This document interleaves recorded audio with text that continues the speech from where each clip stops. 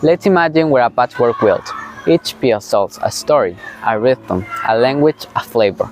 That's my country, Ecuador. Small in territory, but rich in culture. Now, imagine the quilt spreading and weaving into others, forming a global tapestry.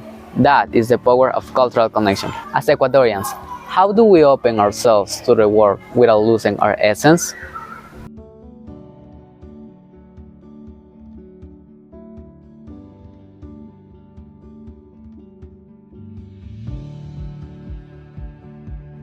It's a question that has stayed with me for a long time.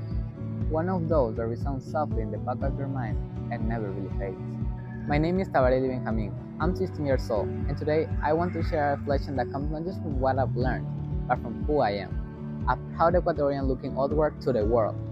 When we talk about connecting cultures, we often think it means speaking the same language or sharing similar traditions. But over time, I've come to understand that the real magic lies in the differences. For me, connecting with other cultures doesn't start with a passport. It starts with something as simple, as accessible as a blog on YouTube. Yes, it might sound basic, but it's not. Because in those videos, I don't see an edited version of the world. I see real life. I see people walking through streets I've never stepped on, cooking meals I've never tasted, celebrating moments I've never experienced. And even if I don't understand the language, I understand emotions. And that, for me, it's already a connection. Every gesture, every carefully prepared dish, every celebration shared with a community, it's a doorway into a different way of seeing life. And that's where true connection begins.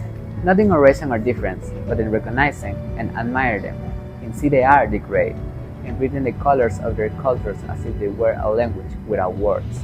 Because at the end, what truly brings us together is not the sameness, but the deeply human experiences we all share.